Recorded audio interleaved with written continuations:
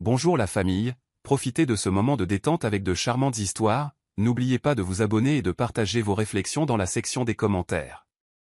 Appuyez aussi généreusement sur le bouton j'aime, car cela représente le monde pour nous. Veuillez vous asseoir, vous détendre et vous délecter de l'histoire que nous allons vous raconter. La ligne d'horizon d'Atlanta brillait faiblement à travers les voilages de la modeste maison de 2 chambres d'Imani Carter, dans le West End. La table à manger était dressée avec soin, une seule bougie vacillante, des assiettes de saumon aux herbes, des asperges rôties et une purée de pommes de terre à l'ail, maintenant froide. L'horloge murale affichait 21h17. Imani, enceinte de 5 mois, était assise seule, ses mains posées sur son ventre gonflé. Ses yeux noisettes, habituellement chaleureux, étaient ternis par l'épuisement et quelque chose de plus profond, de la résignation. Elle jeta un coup d'œil à son téléphone. Aucun nouveau message. Plus tôt, Brandon avait envoyé un message, réunion qui s'éternise. Ne m'attends pas pour te coucher. Elle soupira, se frottant les pieds endoloris, gonflés par ses doubles quarts à l'hôpital Piémont. En tant qu'infirmière, elle portait le fardeau des autres toute la journée, mais à la maison, le sien semblait plus lourd. C'est juste une phase, murmura-t-elle, forçant un sourire pour le bébé à l'intérieur d'elle. Papa travaille dur pour nous, n'est-ce pas? Le mensonge avait un goût amer. Elle se leva, grimaçant alors que son dos protestait, et commença à débarrasser la table. Alors qu'elle prenait la veste de Brandon posée sur le canapé, un reçu en tomba. Elle le ramassa, ses yeux se plissant en voyant la tache de rouge à lèvres corail dans un coin. C'était d'un bar du centre-ville, horodaté à 1h03 du matin la nuit dernière, quand Brandon avait dit qu'il était au bureau. Son cœur tambourina. Elle fourra le reçu dans la poche, ses mains tremblantes.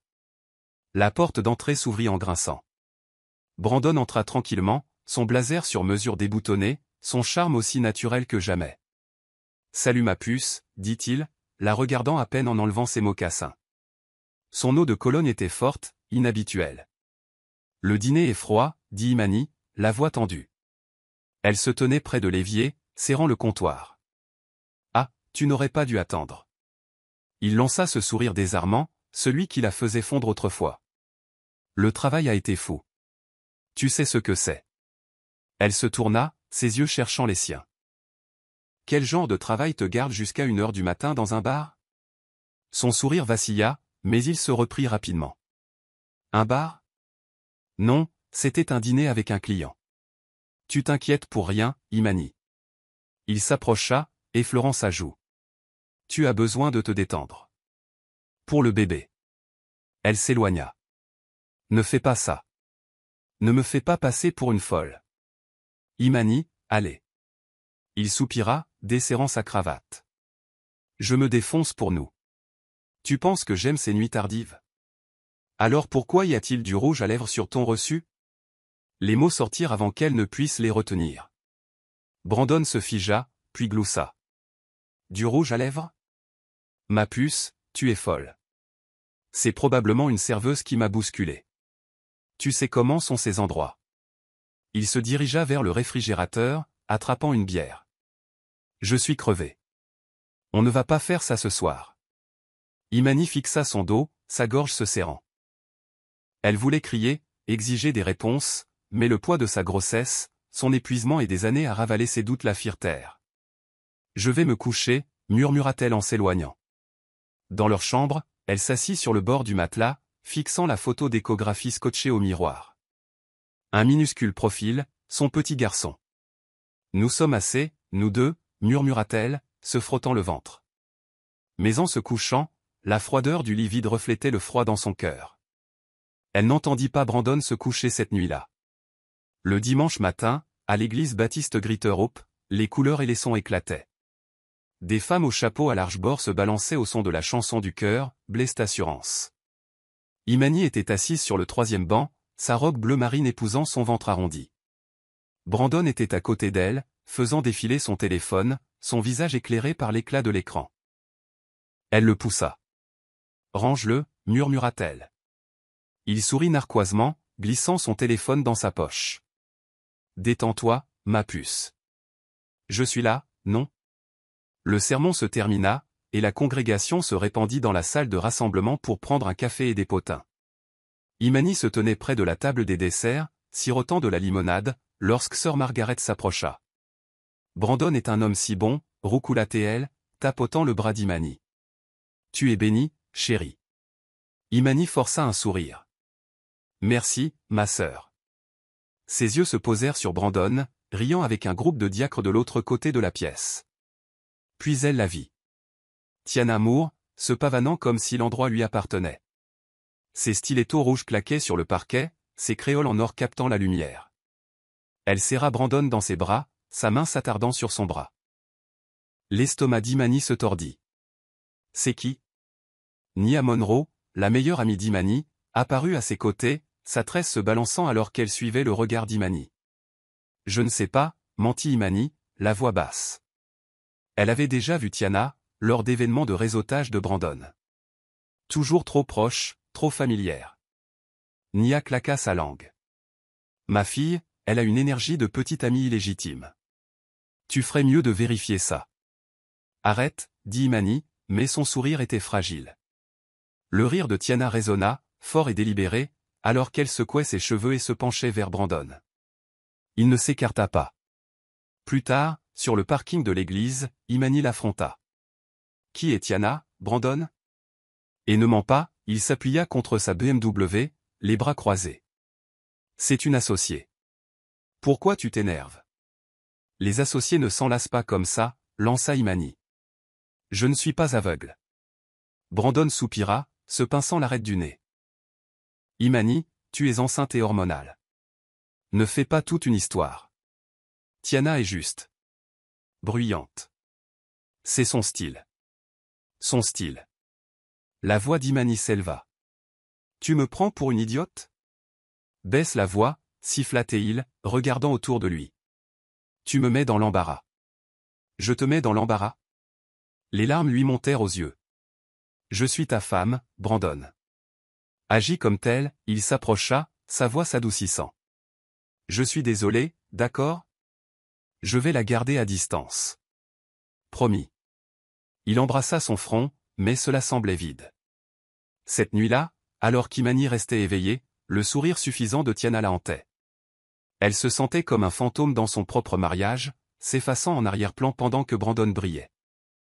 Nous sommes assez, murmura-t-elle à son bébé, mais les mots sonnaient comme une prière à laquelle elle ne croyait plus.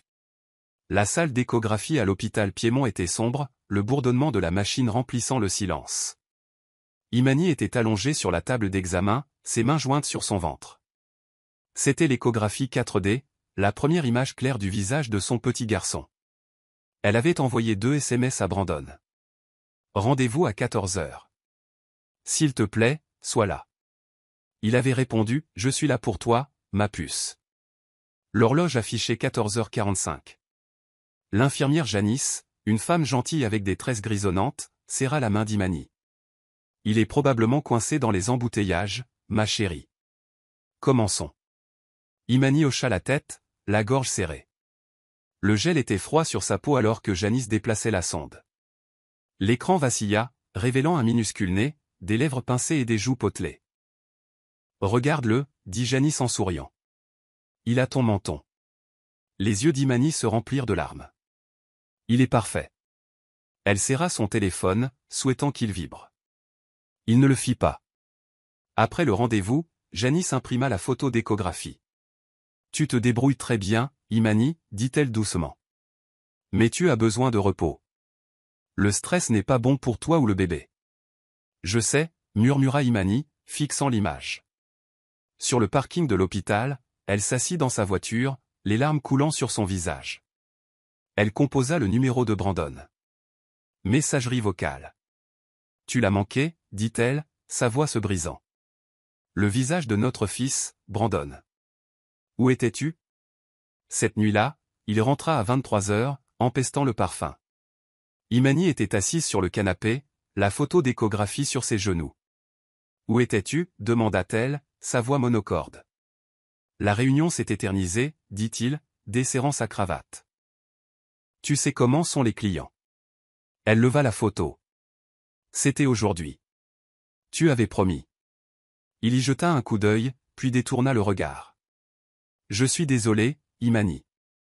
Je me rattraperai au prochain. Tu dis toujours ça. Sa voix trembla. Je t'ai attendu. Seul. Il soupira, s'asseyant à côté d'elle. J'essaie, Amy. Ce n'est pas facile dehors. J'essaie. Elle rit amèrement. Je fais des doubles quarts, Brandon. Je porte notre enfant. Quelle est ton excuse? Il se leva, exaspéré. J'ai dit que je suis désolé. Qu'est-ce que tu veux de plus? Je veux que tu t'en soucies, cria-t-elle, les larmes coulant. Je veux mon mari. Il la fixa, puis s'éloigna. J'ai besoin d'une douche, marmonna-t-il, la laissant avec l'écho de ses propres mots. Imani serra l'échographie, ses sanglots secouant sa silhouette. Je suis désolé, bébé, murmura-t-elle. Je suis tellement désolé. L'appartement de Nia était un sanctuaire de bougies parfumées à la sauge et de musique néo-soul. Imani était assise sur le canapé, ses mains enveloppées autour d'une tasse de thé à la camomille. Nia, dans son foulard en soie, se pencha en avant, ses yeux bruns féroces. Je l'ai vu, Imani. Au centre commercial Lennox, avec cette Tiana. Il ne faisait pas de shopping pour le travail. La prise d'Imani se resserra sur la tasse. Tu es sûr que c'était elle? Ma fille, s'il te plaît.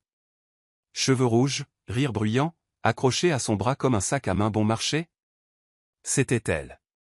La poitrine d'Imani la serra. Elle voulait le nier, s'accrocher à l'homme qu'elle avait épousé. Mais le rouge à lèvres, les nuits tardives, les sourires suffisants de Tiana. C'étaient des pièces de puzzle qui formaient une image qu'elle ne pouvait pas ignorer. Cette nuit-là, Brandon laissa sa tablette sur le comptoir de la cuisine. Imani hésita, puis la ramassa. L'écran se déverrouilla sur un message de Tiana, la nuit dernière était incroyable. J'ai hâte de recommencer. Une photo était jointe, Brandon et Tiana dans une salle de bain d'hôtel, ses bras autour de sa poitrine nue, les deux souriant dans le miroir. Les genoux d'Imani fléchirent. Elle s'effondra sur le sol, la tablette glissant de ses mains. La photo lui brûla l'esprit, le sourire de Brandon, plus lumineux qu'elle ne l'avait vu depuis des mois. Elle appela Nia, sa voix n'était qu'un murmure. Tu avais raison. J'arrive, dit Nia. Ne bouge pas, Nia arriva en 20 minutes, prenant Imani dans ses bras. Je suis tellement désolé, ma puce. Pourquoi, sanglota Imani. Pourquoi n'est-il pas heureux avec moi? Parce que c'est un idiot, dit férocement Nia. Il ne s'agit pas de toi. C'est son ego de minable. Imani lui montra la photo. Nia jura. Tu vas le confronter? Je ne sais pas, avoua Imani. Et s'il part? Nia lui serra les épaules. S'il part, tu survivras. Tu es Imani Carter. Tu es plus forte que ça. Mais alors qu'Imani restait éveillée cette nuit-là, la trahison de Brandon se répétait en boucle. Elle se frotta le ventre, murmurant « Je te protégerai. Je te le promets. » Mais elle n'était pas sûre de comment. La baby shower eut lieu dans une salle de réception confortable de Midtown, décorée de ballons bleus et d'ours en peluche.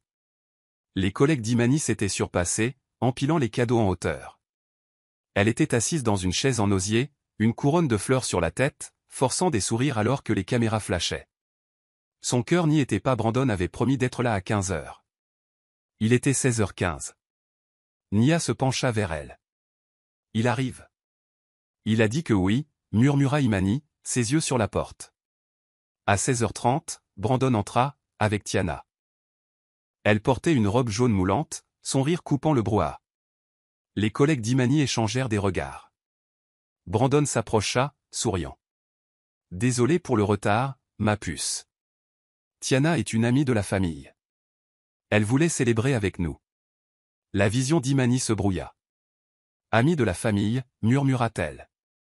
Tiana sourit d'un air suffisant, tendant une main manucurée.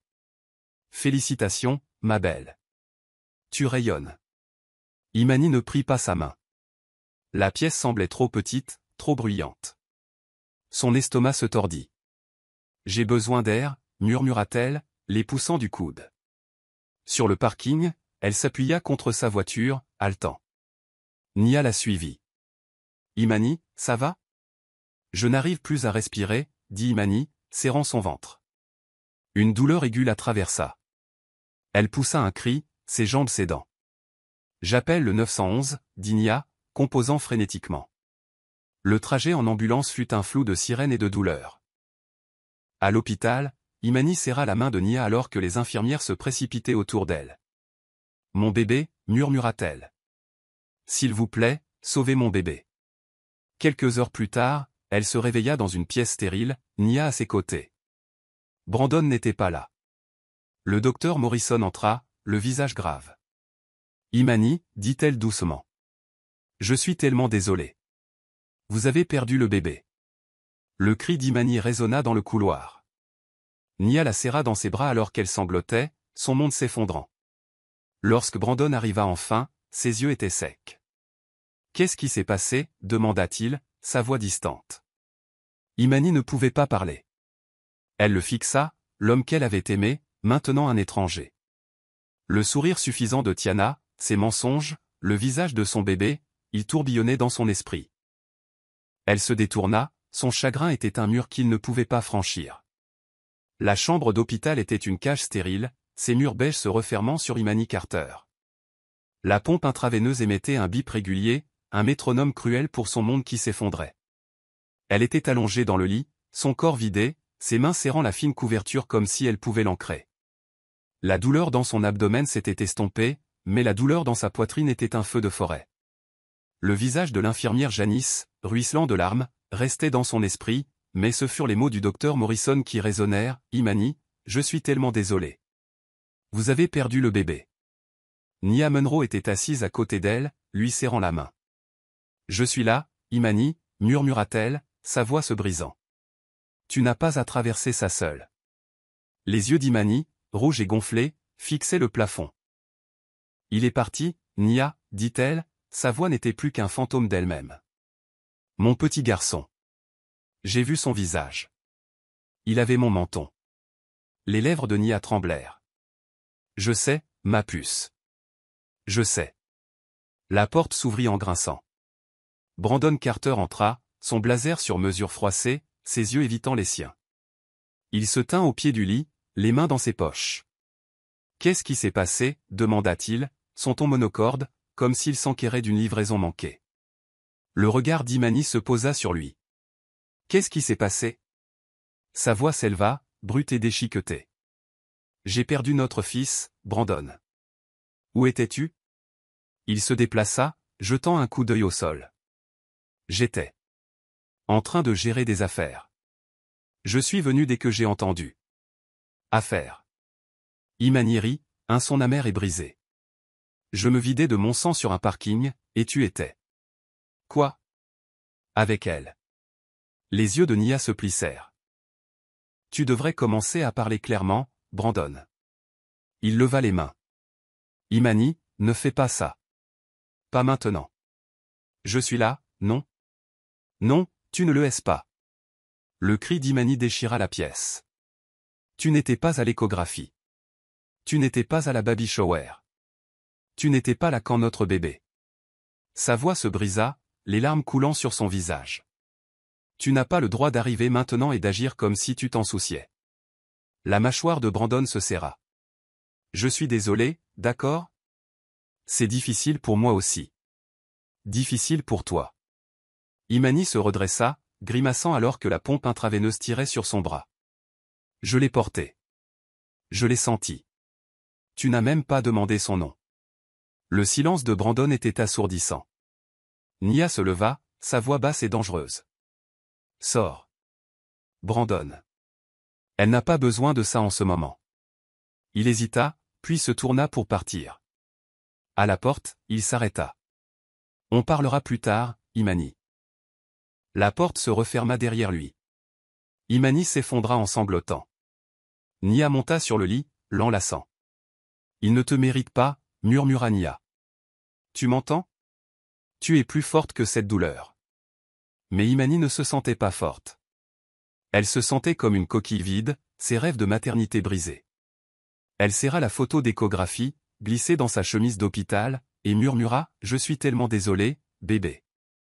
J'ai échoué. » De retour à la maison semblait être un tombeau. Imani était assise sur le canapé du salon, fixant le berceau vide dans un coin. Elle ne l'avait pas touché depuis l'hôpital. La couverture bleue qu'elle avait tricotée était drapée dessus, un rappel douloureux de ce qui avait été perdu. Son téléphone vibra avec des messages de condoléances, mais elle ne pouvait pas répondre. Le chagrin lui avait volé ses mots. Brandon rentra ce soir-là, ses pas étaient lourds. Il laissa tomber ses clés sur le comptoir et s'assit en face d'elle, les coudes sur les genoux. « Ça va ?» demanda-t-il, sa voix était prudente. Imani ne le regarda pas, non. Il soupira, se frottant le visage. « Imani, nous devons aller de l'avant. C'est dur, mais nous pouvons réessayer. » Sa tête se leva brusquement, les yeux flamboyants. « Réessayer ? Tu penses que je peux simplement le remplacer ? » Ce n'est pas ce que je voulais dire, dit-il rapidement. Je dis juste que tu étais stressé.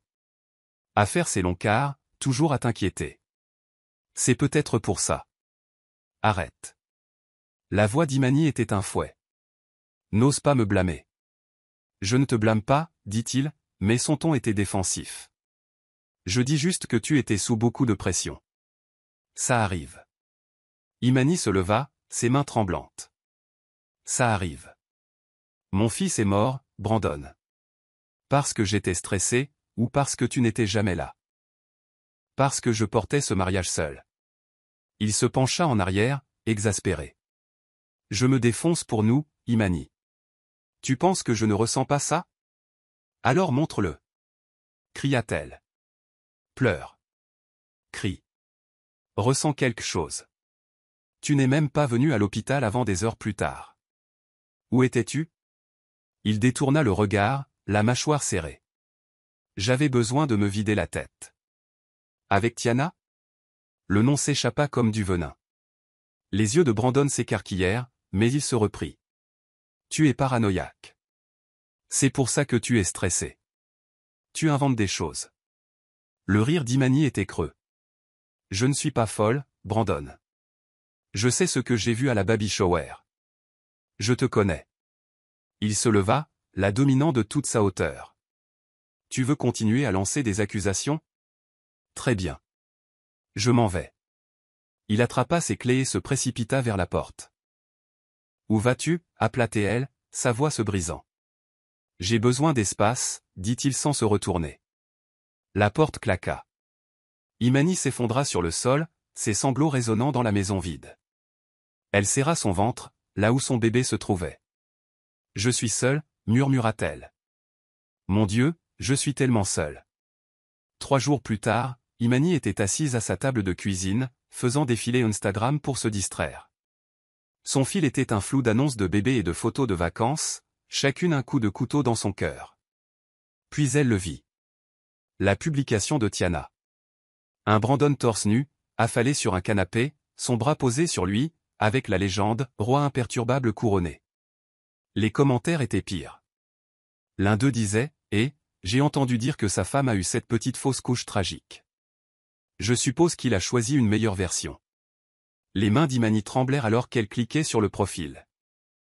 La page de Tiana était un sanctuaire d'extravagance. Sac de créateurs, photos de club et Brandon. Toujours Brandon. Le chagrin d'Imani se transforma en rage. Quand Brandon rentra ce soir-là, elle l'attendait, le téléphone à la main. « Tu as vu ça ?» demanda-t-elle, montrant la publication. Il y jeta un coup d'œil, puis haussa les épaules. « C'est juste les réseaux sociaux, Imani. Les gens disent des conneries. Ignore-le. Ignore-le. » Sa voix trembla. Il rit de notre bébé. Tu ris. Je n'ai pas ri, dit-il, mais son sourire suffisant le trahit. C'est un mème. Ne le prends pas si au sérieux. Imani lui lança le téléphone. Il frappa sa poitrine et s'écrasa sur le sol. Sors, dit-elle, sa voix basse et finale. Imani, allez. Sors. Chaque mot était une lame. Tu n'as pas le droit de rire de ma douleur. Pas dans ma maison. Il la fixa, puis attrapa sa veste. Tu deviens folle. Je reviendrai quand tu seras calmé. Il partit, la porte claquant à nouveau. Imani s'effondra sur une chaise, ses larmes étaient sèches maintenant. Elle ouvrit son téléphone et bloqua le compte de Tiana, mais l'image du sourire suffisant de Brandon lui brûlait l'esprit. Elle aplania. Il est parti, dit-elle, sa voix était creuse. Et je ne sais pas si je veux qu'il revienne. Tant mieux, dit férocement Nia. Tu mérites mieux, Imani. Laisse-le partir. Imani raccrocha, fixant le berceau vide. Pour la première fois, elle sentit une étincelle de quelque chose de nouveau. Pas de l'espoir, mais de la détermination. Elle ne les laisserait pas la briser. L'église était bondée pour les funérailles de Mama Ruth. L'air sentait les lys et le deuil. Imani était assise sur le premier banc, sa robe noire lourde sur elle. Mama Ruth avait été son rocher, sa guerrière de la prière, sa confidente. Maintenant, elle était partie, et Imani sentait que le dernier lien avec son ancien elle s'était brisé. Le cœur chanta, Amazing Grace, et les larmes d'Imani coulèrent silencieusement. Nia lui serra la main. Mama Ruth te regarde, ma fille. Elle est fière. Imani hocha la tête, incapable de parler. Ses yeux balayèrent la pièce, cherchant Brandon. Il n'était pas là. Il avait envoyé un message plus tôt, j'ai une réunion. J'essaierai de venir. Elle n'avait pas répondu. Puis elle vit Tiana. Elle entra en se pavanant, une robe rouge collée à elle. Ses talons claquaient comme un défi. Des murmures se répandirent dans les bancs. Sœur Margaret se pencha vers Nia, qui porte du rouge à un enterrement? Les yeux de Nia se plissèrent. Une irrespectueuse. Tiana s'approcha d'Imani, son sourire était sirupeux. Je suis tellement désolé pour ta grand-mère, Imani. Brandon a dit qu'elle était spéciale. Le sang d'Imani se glaça. Brandon te l'a dit? Oui, on parle beaucoup. Les yeux de Tiana brillèrent. Il a été très bouleversé par tout. Imani se leva, sa voix était stable malgré la tempête à l'intérieur. Tu n'as rien à faire ici, Tiana. C'est pour la famille. Le sourire de Tiana ne vacilla pas, oh, je fais pratiquement partie de la famille maintenant. Brandon ne t'a rien dit. Nia s'avança. Tu ferais mieux de reculer, ma belle, avant que je ne m'en charge. Tiana rit, secouant ses cheveux. Détends-toi. Je rends juste hommage. Elle se pavanait vers un banc, laissant Imani tremblante. À la chaire, Imani prononça l'éloge funèbre, sa voix tremblante mais claire. Mama Ruth m'a appris à me tenir droite, même quand le monde essaie de vous briser. Elle était ma force. Ses yeux se posèrent sur Tiana, qui souriait d'un air suffisant. La détermination d'Imani se durcit. Elle ne se briserait pas. Pas ici, pas maintenant. Après le service, elle se tint près du cercueil de Mama Ruth, murmurant « Je te rendrai fière, mémé. Je le promets. » La réception funéraire eut lieu dans l'ancienne maison de Mama Ruth. Ses murs étaient tapissés de photos de réunions de famille. Imani était assise sur le canapé fleuri usé, entourée de cousins et de tantes offrant des paroles creuses. Elle se sentait engourdie, leurs mots étaient lointains. Tiana s'attarda près du buffet, discutant avec un diacre, son rire strident. Brandon n'était toujours pas là. Jordan Wells, l'avocat de Mama Ruth et un ami de la famille, entra, sa mallette à la main. C'était un homme grand aux yeux gentils. Ses tempes grisonnantes lui donnaient une autorité tranquille. Imani, dit-il, sa voix douce. Pouvons-nous parler? Elle le suivit dans la salle à manger, Nia à ses côtés. Jordan ferma la porte.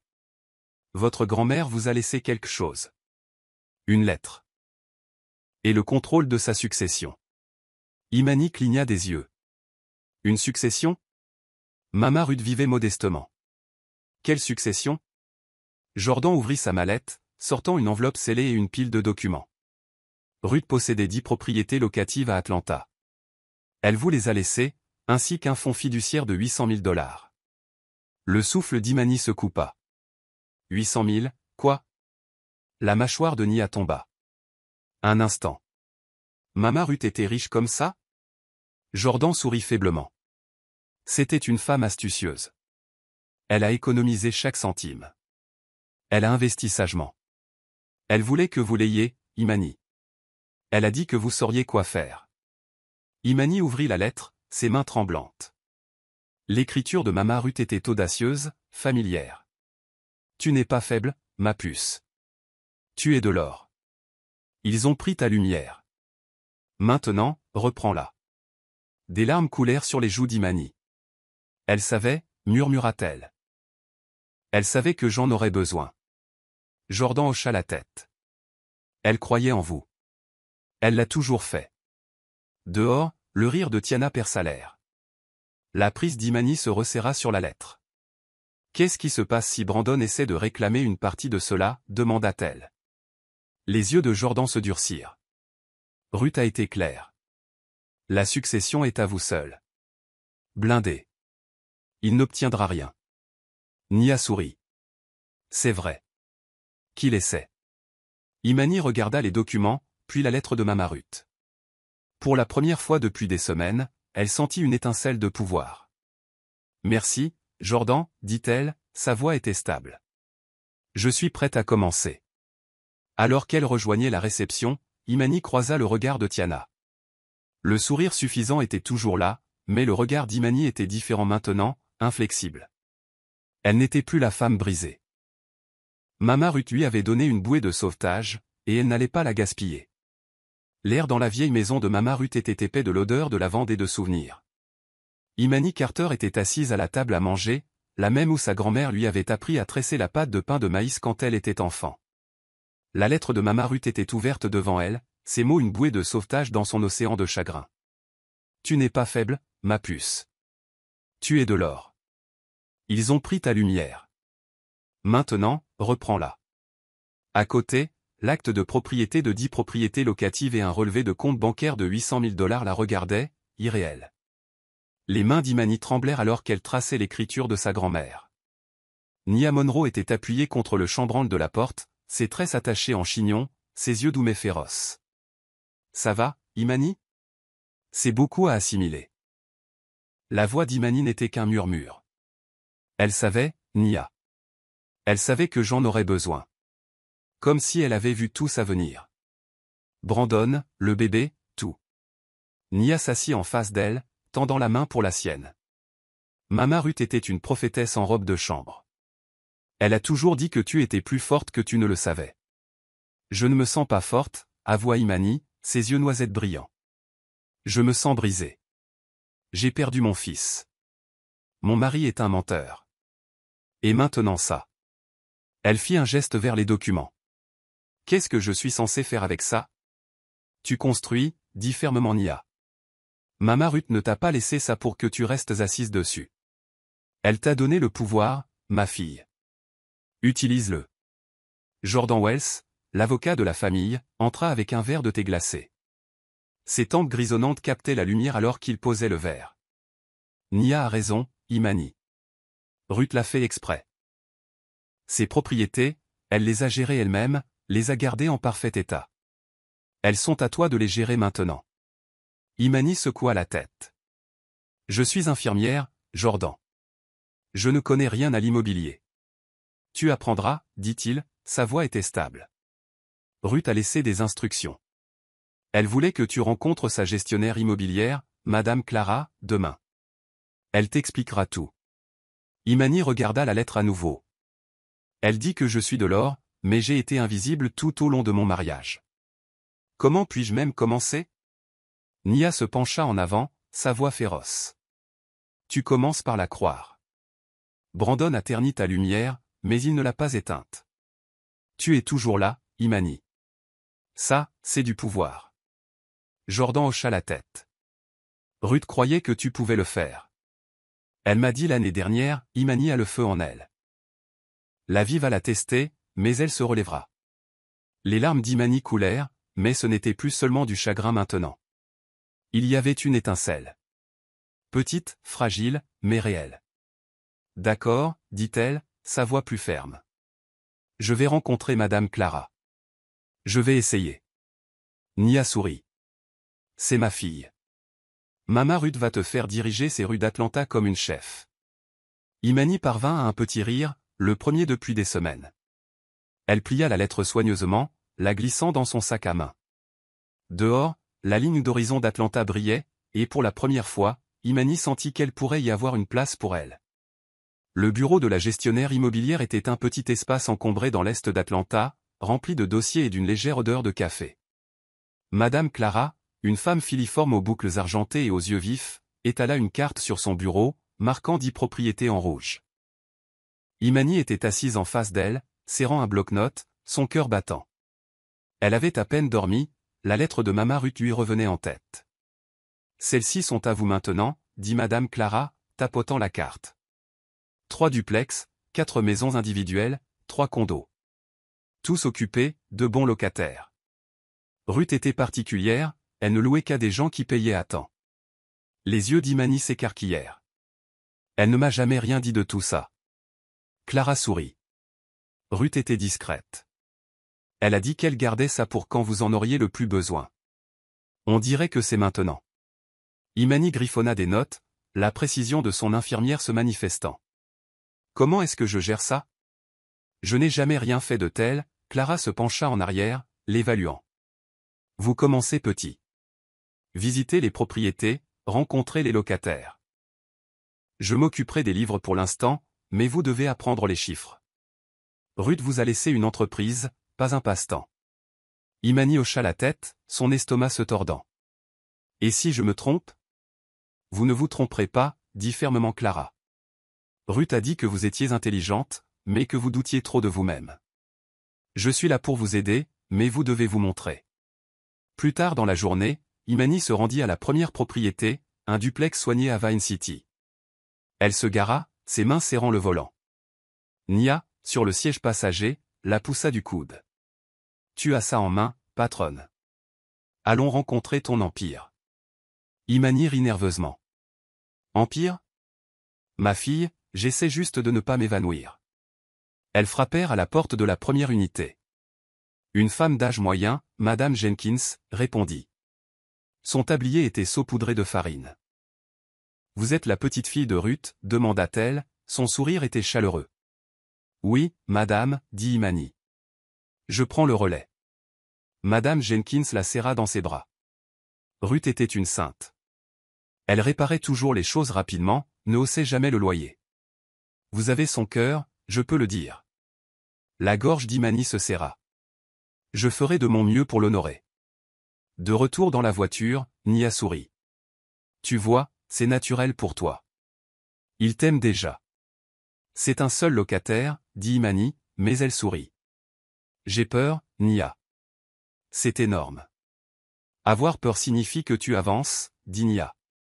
Tu n'es plus cette femme qui attend Brandon. Tu construis quelque chose. Ce soir-là, Imani était assise avec Jordan dans un café, s'inscrivant à un cours d'immobilier. Je suis terrifiée, avoua-t-elle. Mais je veux ça. Pour Mama Ruth. Pour mon fils. Les yeux de Jordan s'adoucirent. Tu fais ça pour toi aussi, Imani. N'oublie pas ça. Elle hocha la tête, coupant tout contact avec Brandon cette nuit-là. Ces messages, nous devons parler, restèrent sans réponse. Elle n'était pas prête à lui faire face, mais elle était prête à se faire face à elle-même. La pluie s'abattait sur les fenêtres d'Imani, un fond sonore approprié pour sa nuit agitée. Elle était assise sur son canapé, un ordinateur portable ouvert sur son cours d'immobilier. Son téléphone vibra, le nom de Brandon clignotant. Elle l'ignora. Mais la sonnette retentit quelques instants plus tard. Elle ouvrit et le trouva, trempé, les yeux injectés de sang. Imani, dit-il, sa voix basse. On peut parler? Elle croisa les bras, bloquant l'entrée. De quoi il y a à parler? Il s'approcha. De l'eau dégoulinait de sa veste. J'ai merdé. Je sais. Tiana. Elle est partie. M'a quitté pour un petit nouveau de la NBA. Je suis fauché. Imani. J'ai besoin de toi. Son rire était perçant. Tu as besoin de moi. Maintenant. Après tout ça. Le visage de Brandon se froissa, mais Imani y vit la performance. J'ai été stupide, dit-il. Je regrette. Comme c'était avant. Tout. Avant quoi, lança-t-elle. Avant que tu ne me trompes? Avant que tu ne rigoles de notre fils? J'ai fait mon deuil seul, Brandon. Tu étais avec elle. Il tressaillit. J'ai eu tort. Je suis désolé. On ne peut pas recommencer? Le cœur d'Imani vacilla, mais les mots de Mama Ruth résonnèrent. Tu es de l'or. Elle se redressa. Tu as perdu ta place le jour où j'ai perdu notre fils. Tu n'as pas le droit de revenir maintenant. Les yeux de Brandon se durcirent. Tu vas gâcher notre mariage? Après tout ce que j'ai fait pour nous. Fait pour nous? La voix d'Imani s'éleva.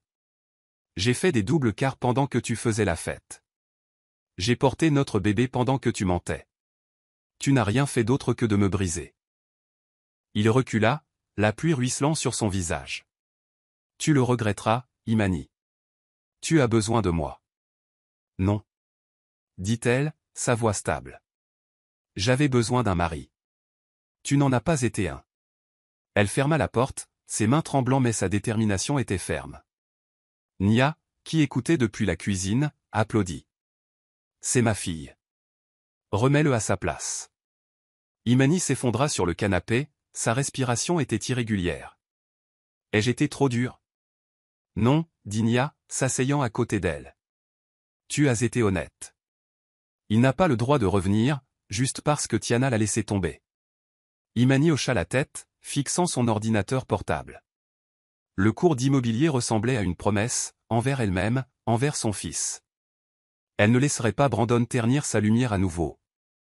Le studio était petit, niché dans un loft de Midtown, ses murs tapissés de mousse insonorisante.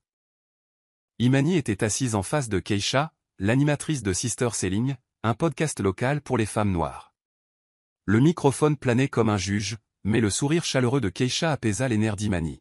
« Tu es prête, ma sœur ?» demanda Keisha, ajustant son casque. Imani hocha la tête, ses mains jointes. « Je pense que oui. » Le voyant rouge de l'enregistrement clignota. La voix de Keisha était douce. « Aujourd'hui, nous sommes avec Imani Carter, une infirmière, une survivante et une femme qui reprend son pouvoir. Imani, raconte-nous ton histoire. » Imani prit une profonde inspiration. « J'ai perdu mon fils, » commença-t-elle, sa voix tremblant. « J'ai perdu mon mariage. Je me suis perdu. Mon mari. Il m'a trahi. Il a ri de ma douleur. Mais ma grand-mère, Mama Ruth, m'a laissé un cadeau, une chance de me reconstruire. » Keisha se pencha en avant. « C'est lourd. Comment on guérit d'une telle perte? » Imani s'arrêta, ses yeux lointains. « On ne guérit pas, pas complètement. Mais on apprend à le porter. J'apprends à me lever, à ne plus être invisible. Des millions de femmes souffrent en silence. Mais le silence ne guérit pas, » Keisha hocha la tête. « C'est vrai. Quelle est la prochaine étape pour toi? » « Je gère les propriétés de ma grand-mère, » dit Imani, sa voix gagnant en force. « Je lance une fondation pour les mères célibataires. Pour les femmes comme moi, qui ont tout perdu mais qui ont encore quelque chose à donner. » L'interview se déroula, les mots d'Imani étaient bruts et non filtrés. Quand elle se termina, Keisha la serra dans ses bras. « C'était puissant, Imani. Tu vas toucher beaucoup de vies. » L'épisode fut mis en ligne cette nuit-là, et au matin, il était viral. Le téléphone d'Imani bourdonna de notifications, des femmes partageant leurs histoires, l'appelant, l'inspirant. Un commentaire disait « Tu es mon héroïne, Imani. J'ai quitté mon mari infidèle grâce à toi. » Nia entra en trompe dans la maison d'Imani, souriant. « Ma fille, tu es en top des tendances. Il t'appelle le phénix sur Twitter. » Imani rit, l'incrédulité se mêlant à la fierté. « Le phénix? » « Oui, » dit Nia, lui montrant le hashtag. « Tu es revenu des cendres. Accepte-le. » Cette nuit-là, Imani lut les commentaires, les larmes coulant sur son visage. Elle n'était plus seule. Sa douleur était devenue une balise, et elle sentait un but qu'elle ne savait pas qu'elle pouvait revendiquer. Le bureau de la fondation, The Phoenix Nest, était une petite boutique à 2 catures. Ses murs étaient fraîchement peints d'un doux or. Imani se tenait à l'intérieur, supervisant des bénévoles qui déballaient des boîtes de vêtements données pour les mères célibataires. La fondation, nommée en l'honneur de son fils et de Mama Ruth, était son cœur rendu tangible, un endroit où les femmes pouvaient guérir, se reconstruire. Elle l'avait financée avec sa fiducie, et la communauté s'était ralliée derrière elle. Madame Clara s'arrêta, son presse-papier à la main. « Tu as 3 nouveaux locataires qui ont signé, Imani. Et les condos sont entièrement loués. Tu rends Ruth fière. » Imani sourit, sa confiance grandissant. « Merci, Madame Clara. J'apprends. » Clara leva un sourcil. Apprends. Ma fille, tu gères ça comme si tu étais née pour ça. Plus tard, Imani rencontra un groupe de mères à la fondation. L'une d'elles, une jeune femme nommée Shea, partagea son histoire. Mon ex m'a quitté quand j'étais enceinte, dit-elle, sa voix tremblant. Je pensais que je n'étais rien. Puis j'ai entendu ton podcast. Tu m'as fait croire que je pouvais continuer. Les yeux d'Imani se remplirent de larmes. Tu n'es rien, Shea? Tu es assez. Nous allons t'aider. Logement, garde d'enfants, tout ce dont tu as besoin. Shea la serra dans ses bras, sanglotant. Merci, Imani. Tu es comme un ange. Nia, aidant avec les formulaires d'inscription, entendit. Je te l'ai dit, murmura-t-elle plus tard. Tu es le phénix, tu sauves des gens. Imani secoua la tête. J'essaie juste de donner un sens à ma douleur. Ce soir-là, Imani prit la parole lors d'une collecte de fonds communautaires, sa voix était stable. The Phoenix Nest est pour chaque femme qui a été brisée mais qui refuse de rester à terre. Pour mon fils, pour ma grand-mère, pour nous toutes. La foule éclata en applaudissements, l'appelant le phénix. Imani sentit la présence de sa grand-mère, ses mots résonnants, tu es de l'or. Elle n'était plus la femme qui attendait Brandon. Elle construisait un héritage, et personne ne pouvait le lui enlever. Le tribunal du comté de Fulton bourdonnait du murmure de la justice, des avocats déplaçant des papiers, des greffiers appelant des affaires. Imani Carter était assise au deuxième rang, son blazer bleu marine impeccable, ses mains stables malgré la tempête à l'intérieur. De l'autre côté de l'allée, Evelyn Carter, la mère de Brandon, était assise les bras croisés, son sourire suffisant habituel sur son visage. Elle avait traîné Imani ici, affirmant que Brandon méritait la moitié de la succession de Mama Ruth. L'audace était blessante, mais Imani n'était plus la femme qui se recroquevillait. Nia Monroe, à ses côtés, murmura, « Regarde Evelyn, elle agit comme si elle avait déjà gagné. Elle va avoir une surprise. » Les lèvres d'Imani se contractèrent. Elle m'a toujours détesté. C'est sa dernière chance de me détruire. Jordan Wells, l'avocat d'Imani, ajusta sa cravate à la table du conseil. Il se pencha en arrière en murmurant. Evelyn n'a aucune chance, Imani. Le testament de Ruth est blindé.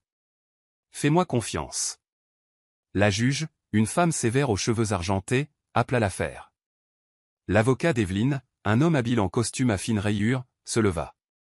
Votre honneur, le fils de ma cliente, Brandon Carter, était marié à Madame Imani Carter au moment du décès de Ruth Monroe. En tant que son époux, il a droit à une part de la succession en vertu de la loi de Géorgie. L'estomac d'Imani se tordit. Nia lui serra la main. Il ment effrontément, siffla-t-elle. Jordan se leva, sa voix était calme mais imposante.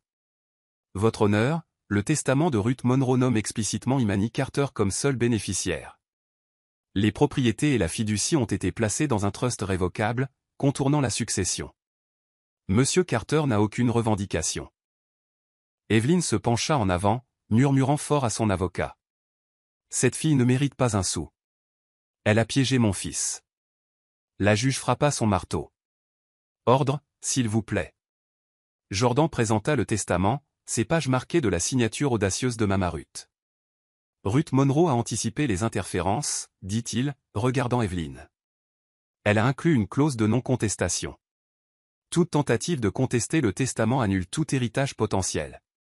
Le sourire suffisant d'Evelyn vacilla. Imani croisa son regard, inflexible.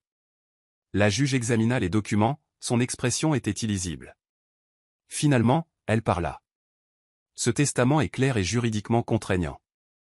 La demande de Madame Evelyn Carter est rejetée. Affaire classée. Elle frappa son marteau à nouveau. Evelyn halta, son visage se froissant. Ce n'est pas juste, cria-t-elle en se levant. Cet argent est pour mon fils. Le huissier se dirigea vers elle. Jordan se tourna vers Imani, souriant faiblement. Je te l'avais dit. Ruth t'a protégé.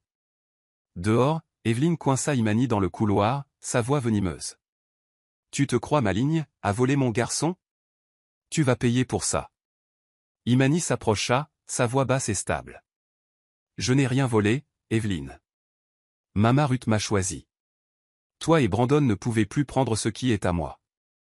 Nia sourit. Mieux vaut reculer, Madame Evelyne. Le phénix ne plaisante pas, Evelyne partit en trombe, ses talons claquant furieusement. Imani expira, ses épaules se détendant. Elle m'a toujours détesté, dit-elle à Nia. Mais j'en ai fini d'être son souffre-douleur. Tu lui as montré, dit Nia, la serrant dans ses bras. Mama Ruth sourit en ce moment. Cette nuit-là, Imani alluma une bougie dans son salon, murmurant « Merci, mémé. Tu m'as protégé. » La victoire n'était pas seulement légale, elle était personnelle. Elle revendiquait son pouvoir, et personne ne pouvait l'arrêter. Le miroir dans la chambre d'Imani était en pied, encadré de bois ébréché, une relique de la maison de Mama Ruth. Imani se tenait devant, vêtue d'une robe blanche fluide qui épousait ses courbes et tombait jusqu'à ses chevilles. Ses cheveux étaient relevés en un chignon haut, son visage était nu à l'exception d'une touche de brillant à lèvres. Elle reconnaissait à peine la femme qui la regardait. L'épouse courbée et en larmes qui avait supplié Brandon de rester n'était plus là. Cette femme se tenait droite, ses yeux noisettes étaient féroces, sa mâchoire était serrée. Nia était allongée sur le lit, faisant défiler son téléphone. « Ma fille, on dirait que tu t'apprêtes à défiler. »« C'est pour quelle occasion ?» Imani se tourna, lissant la robe. « Aucune occasion. Je voulais juste me voir. Me voir vraiment. » Nia se redressa, sa tresse se balançant. « Et qu'est-ce que tu vois ?» Imani s'arrêta, étudiant son reflet. Quelqu'un qui a survécu. Quelqu'un qui est assez. Les yeux de Nia s'adoucirent. C'est l'Imani que j'ai toujours vu. Il t'a fallu un peu de temps pour te rattraper. Imani rit, un son qui semblait plus léger qu'il ne l'avait été depuis des mois. Elle s'assit à côté de Nia, sa robe s'étalant autour d'elle.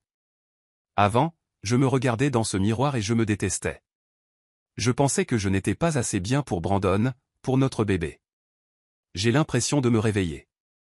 Nia hocha la tête. C'est ça. Tu gères des propriétés, tu construis une fondation, tu as remis Evelyne à sa place au tribunal. C'est le style d'une reine. Le sourire d'Imani s'effaça. Mais je le sens encore parfois. Mon fils. Comme s'il attendait que je le rende fier.